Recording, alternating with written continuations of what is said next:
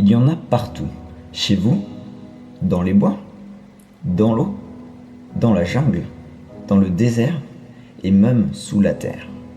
Ces animaux à l'aspect préhistorique qui ont le don de passer inaperçus, ils se sont adaptés à presque tous les climats. On en trouve donc sur quasiment toute la surface de la Terre.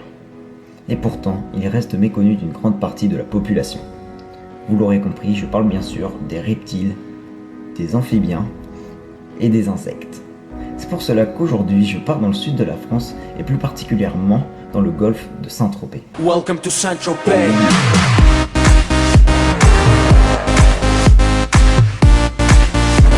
Non. Comptez pas sur moi pour vous faire visiter la ville. La seule chose que vous verrez dans cette vidéo, c'est des ruisseaux, des bois, des rivières, peut-être à la limite des jolis paysages. Ouais, mais attends, je m'égare là. Ouais, je m'égare. Bon, bref. Comme je vous l'ai dit, aujourd'hui on part à Saint-Tropez, dans le sud de la France, pour aller observer les petites bêtes à sang froid, et vous pouvez compter sur moi pour vous accompagner dans cette aventure.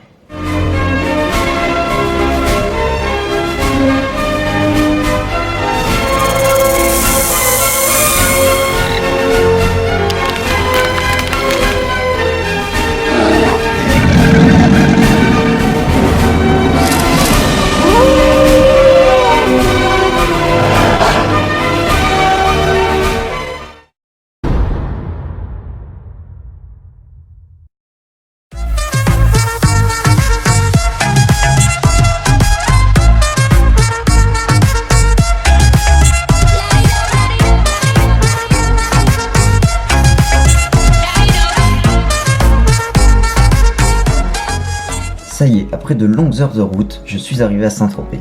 Je me dépêche d'aller déposer mes bagages dans mon hôtel. Ouais, c'est celui-là. Ouais, je sais, il est pas terrible, hein, mais bon, j'ai pas eu le choix. Voilà, vraiment tout petit, hein. Vraiment, on est très à l'étroit dedans. Bref, ça y est, j'ai déposé mes bagages et je ne perds pas une minute. Je saisis ma caméra et je sors découvrir les environs. Voilà, encore des rochers. Le top du top, ça serait de trouver des scorpions, mais j'ai pas trop espoir, mais bon. Bon, ce que j'ai pu remarquer, c'est que ça grouille de fourmis quand on soulève quelques pierres. Donc ça peut être sympa, ici, venir observer de la fourmi. Et il faut que je regarde les plantes, vu qu'en fait je commence à faire... je commence un peu à m'intéresser aux punaises. Donc j'ai un guide, tout ça, pour les trouver dans la nature. Mais il faut que je connaisse les plantes sur lesquelles elles vivent, tout ça, donc c'est pas encore bien ancré dans ma tête. Il y a un bon bout de bois sous les feuilles, hein, donc on viendra le soulever aussi. Je vais pas vous dire non plus tout ce que je vais venir retirer pour chercher des bêtes.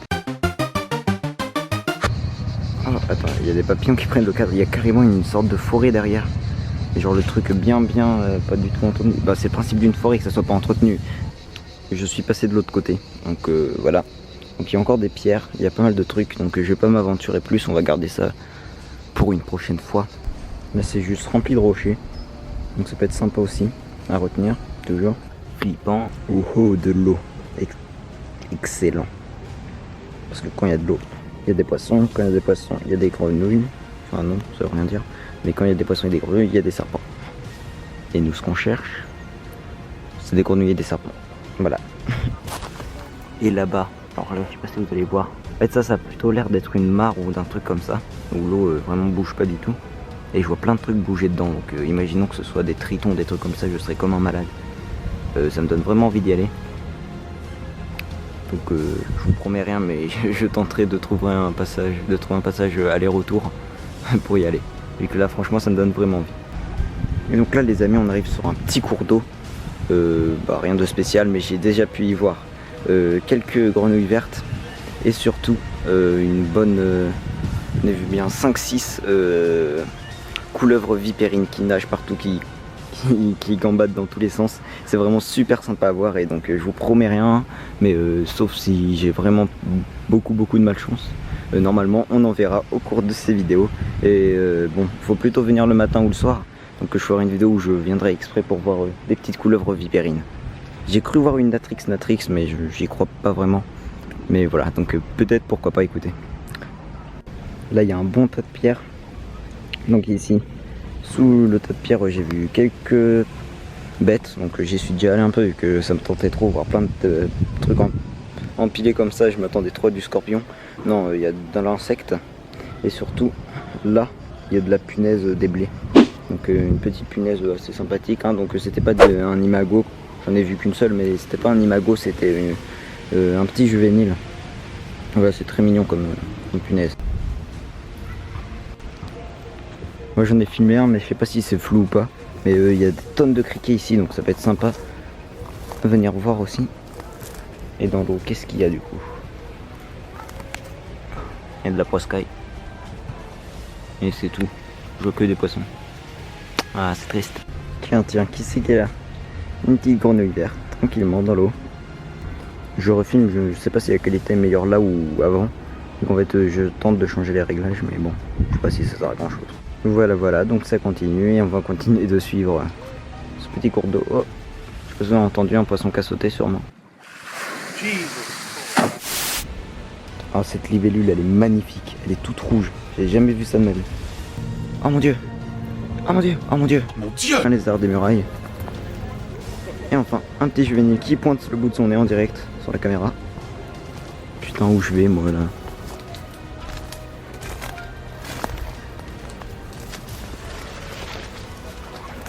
Oh, je sais vraiment pas si vous allez voir, mais je viens tout simplement de voir 3-4 tarentes qui prenaient le soleil, qui sont toutes parties d'un coup.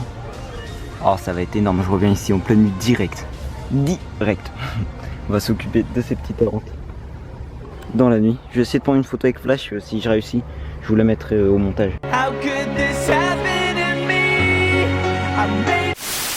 Voilà, j'ai réussi à mettre la lumière un peu, donc on le voit un petit peu.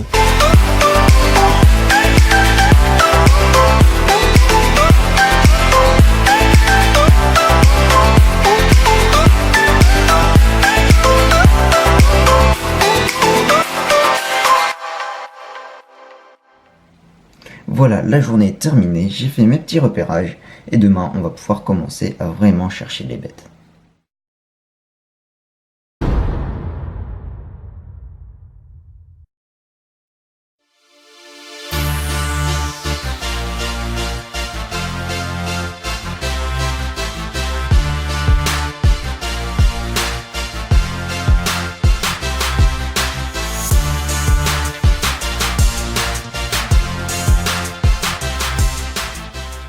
Ça y est, c'est le deuxième jour, et cette fois-ci, on ne part pas faire des repérages, mais bel et bien observer des animaux.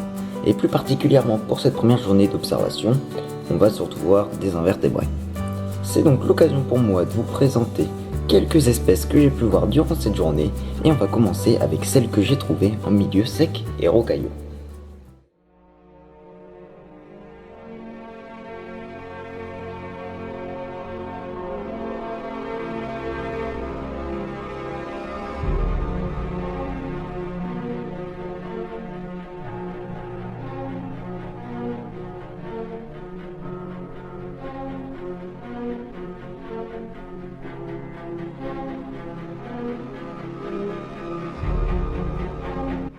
Oryctes nasicornis, autrefois classé dans la famille des Melodontidae, il fait aujourd'hui partie de la famille des Scarabeidae et de la sous-famille des Dynastidae. Bref, pas bien dur de le reconnaître, c'est un des plus gros coléoptères d'Europe. Et comme son nom l'indique, le scarabée rhinocéros possède une excroissance sur la tête, de grande taille chez les mâles et d'une taille réduite chez les femelles. Bon, forcément, avoir une telle taille à l'âge adulte se paye par plus de 5 ans de vie au stade larvaire, contre 3 à 4 mois environ au stade imaginal. Ils sont nocturnes et donc quasiment aveugles, comme vous pouvez le voir là. Voilà, ils voient vraiment pas où ils vont. Mais quand on les dérange, ils n'hésitent pas à venir au contact avec leur agresseur et viennent donner des coups avec leur excroissance. Bref, un coléoptère très sympa qui n'est pas dur à observer avec un piège lumineux si vous habitez dans le sud de la France.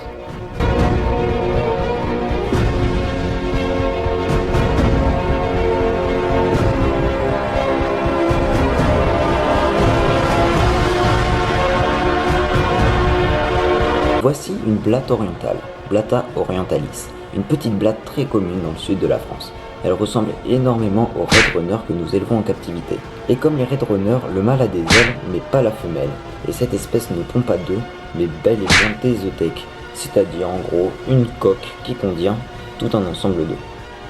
La blatte orientale a longtemps été connue pour infester les maisons. et transporter des maladies.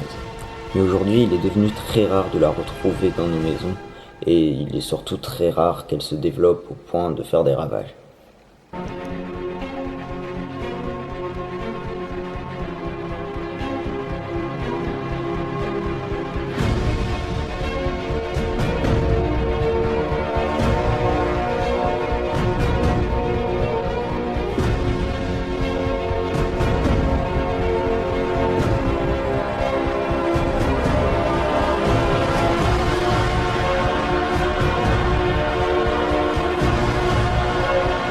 Voici maintenant une larve de Peirates hybridus, ou stridulus, je ne sais pas comment on différencie les deux espèces au stade larvaire. Bref, c'est une petite réduve, une punaise prédatrice vous préférez. Elle est terrestre et très petite pour une réduve car elle fait environ 13 mm à la taille adulte. Je vous cache pas que je suis assez content d'en avoir trouvé une car elles sont pas très communes. Les adultes sont encore plus belles avec leurs ailes et leurs taches noires. Comme toutes les réduves, elle tue ses proies en leur plantant son rostre à l'intérieur. Elle leur injecte sa salive toxique et les vide de l'intérieur, ne laissant derrière elle qu'une carcasse vide. Je n'ai pas d'infos là-dessus pour cette espèce, mais certaines réduves peuvent projeter leur salive en direction des yeux de leur agresseur. Et elles peuvent aussi, en dernier recours, leur infliger une piqûre qui peut aller de 5 à 6 fois plus douloureuse qu'une piqûre de guêpe. Bref, si vous savez pas trop vous y prendre avec ce genre d'insectes, évitez de les toucher.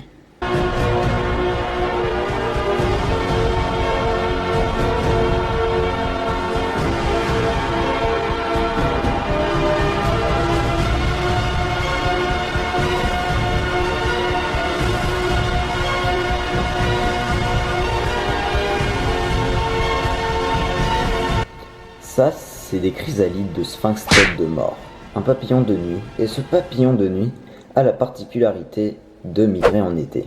Il fait donc tout le trajet de l'Afrique jusqu'en Europe pour venir pondre ses œufs dans les champs de pommes de terre. Puis il retourne en Afrique. Il est incapable d'hiverner, une température trop basse le tuera forcément. Les imagos, quant à eux, n'hésitent pas à s'introduire dans les ruches des abeilles pour venir se nourrir de leur miel. Petite anecdote, c'est cette espèce que l'on voit représentée sur l'affiche du film Le silence des agneaux.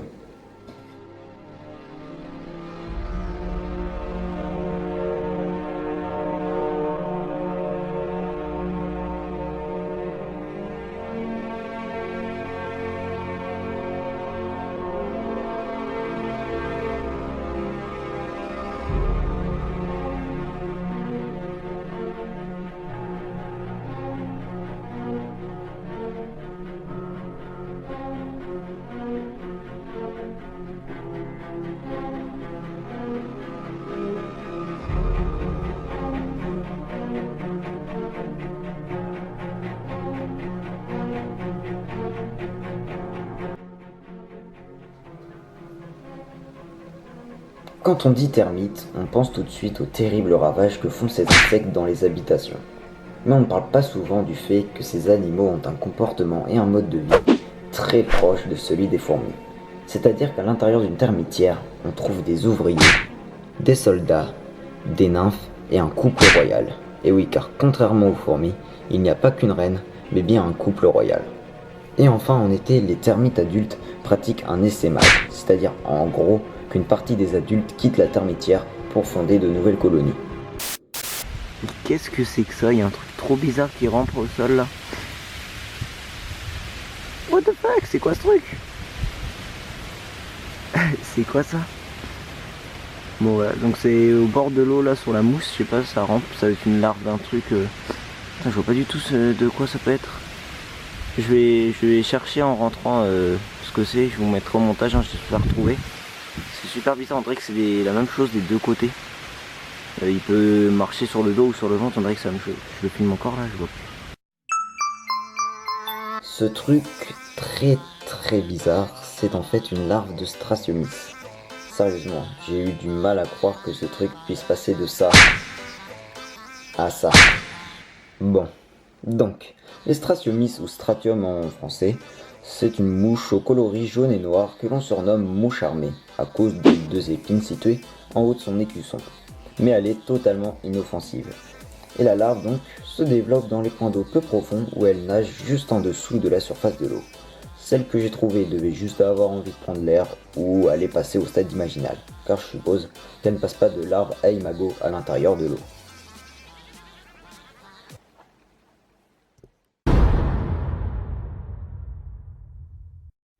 Aujourd'hui, on part vraiment en pleine nature, au fin fond de la forêt, à travers une rivière, au milieu de plaines pratiquement désertiques. Vraiment, on va s'éclater. Le but aujourd'hui, c'est pas spécialement de trouver des espèces, mais surtout de dénicher des coins magnifiques. Allez, let's go.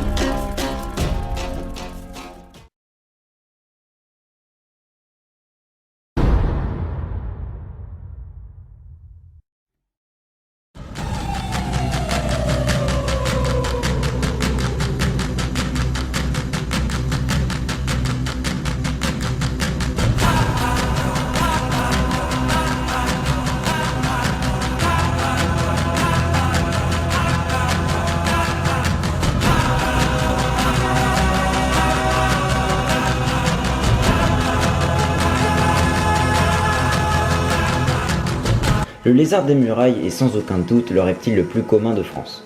Ce petit lacertidé insectivore n'en est pas moins intéressant à observer. En vous plaçant assez loin d'un groupe pour pas qu'il ne vous repère et en étant muni d'une paire de jumelles ou d'un appareil photo muni d'un zoom, vous pourrez faire de très belles observations sur le comportement social entre les individus.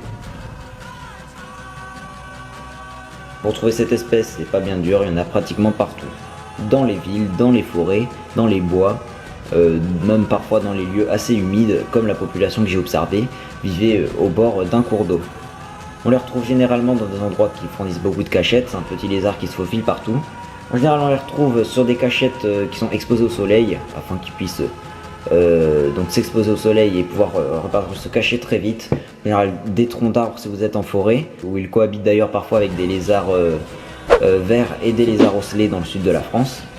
Et sinon, la plupart du temps, on les retrouve au niveau d'amas de pierres ou de grosses pierres qui leur permettent de se cacher en dessous.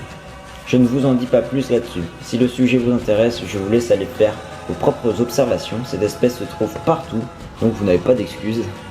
Voici un petit condensé d'un groupe que j'ai observé durant une petite heure. Donc j'ai trouvé fortement intéressant de par leur habitat, puisque c'est pas le genre d'habitat qu'on a l'habitude de voir pour un petit lacertidé comme ça, donc au bord de l'eau sur la mousse verte et tout. Donc voilà, c'était assez sympa.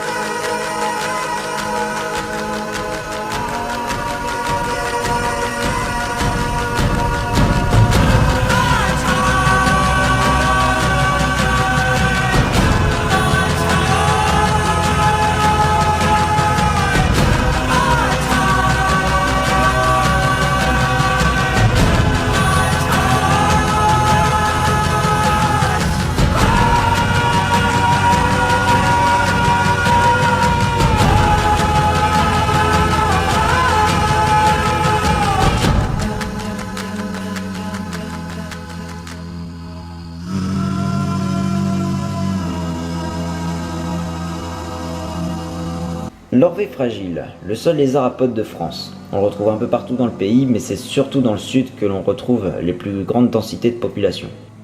Il est insectivore et est un grand amateur de limaces et d'escargots, mais il se nourrit aussi de nombreux insectes. On le retrouve dans la plupart des plaines sèches, sous les troncs, les écorces et les pierres, mais aussi beaucoup dans les prairies humides, riches en végétation, où il trouve ses proies préférées.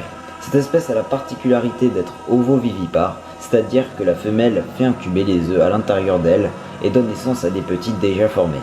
Sa longévité est estimée à 10-15 ans dans la nature, mais un spécimen a déjà atteint plus de 54 ans en captivité.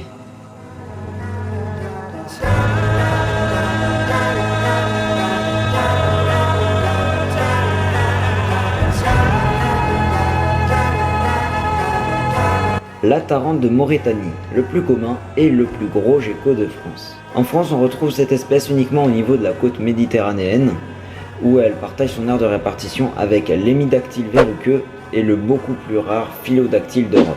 C'est un gecko insectivore et nocturne, friand de moustiques, papillons de nuit et autres petits insectes nocturnes. C'est sans doute le lézard le plus simple à observer. Pour en trouver, il vous suffira de vous balader durant la nuit près d'habitations éclairées par des lampes qui attireront donc les petits insectes et créant donc une source de nourriture abondante pour les geckos qui viendront tous sur les murs des maisons pour se nourrir. Après, pour les vrais fans d'herpétos qui veulent observer cet animal dans son habitat naturel, il vous faudra vous armer d'une lampe torche, puisque l'on peut aussi observer cette espèce dans les forêts sèches et rocailleuses. Bon, ce que je vais vous dire maintenant relève de mes propres expériences avec ce gecko. C'est ce que j'ai pu observer sur une population de tarantes dans une petite forêt, mais je sais pas si c'est vrai pour tous les spécimens. Le jour, on trouvera les spécimens sous des écorces ou sur des tas de pierres où ils viennent volontiers recevoir les rayons des soleils, et en plus, ces derniers leur fournissent des gâchettes si jamais ils sont dérangés pendant leur bronzette. La nuit, la quasi-totalité des spécimens se trouve à la verticale sur des troncs d'arbres, ou au sol sur des pierres, ou encore dans des arbustes. Mais on les retrouve rarement au niveau des branches. J'ai eu l'occasion d'entendre de petits cris durant mes observations, mais je peux pas certifier que ça venait bel et bien de cette espèce. Voilà, bref, un petit gecko très sympa, pas du tout dur à observer puisqu'il y en a absolument partout. Si on est au niveau de la côte méditerranéenne, vous n'avez pas d'excuses, il y en a partout.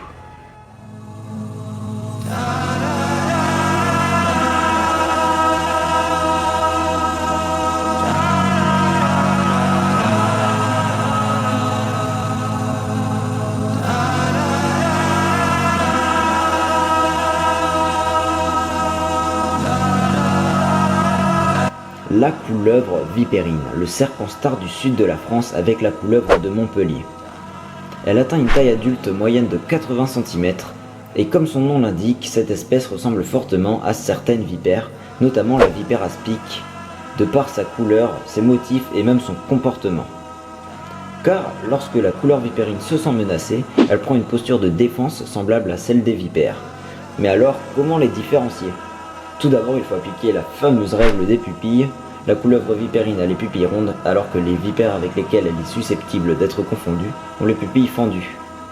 Mais vous pouvez aussi les différencier à leur habitat. La couleuvre vipérine est semi-aquatique, on la retrouve donc au bord des points d'eau, alors que la vipère aspic vit plutôt dans les plaines sèches. Cette couleuvre se nourrit presque exclusivement de poissons et d'amphibiens. Elle ne possède pas de venin et est donc totalement inoffensive pour l'homme. Pour la trouver, il vous faudra vous aventurer dans le sud de la France, car c'est malheureusement uniquement là qu'on la trouve en France. Vous n'en trouverez pas si vous êtes dans le centre ou dans le nord, c'est mort, c'est que dans le sud.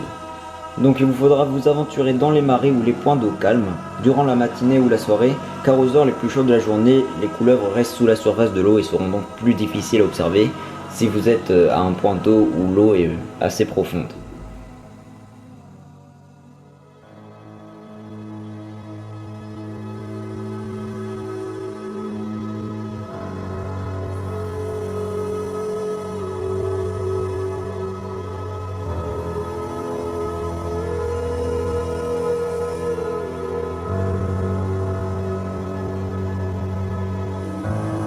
Et enfin, le crapaud commun.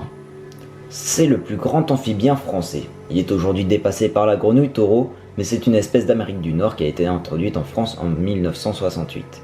On le retrouve dans toute la France, et d'après mes observations, j'ai remarqué que les populations du sud sont généralement plus grandes que celles du centre de la France. Il vit bien entendu au bord des points d'eau calmes et dans les marais, mais aussi dans les prairies humides plus ou moins éloignées des points d'eau. Il se nourrit pratiquement exclusivement d'invertébrés qu'il chasse la nuit. La journée, il reste sur la terre ferme, sous des pierres, des écorces ou des troncs. Et la nuit, les spécimens se rassemblent dans des lieux très humides où ils chassent limaces et vers de terre, et passent pas mal de temps à nager dans des eaux peu profondes.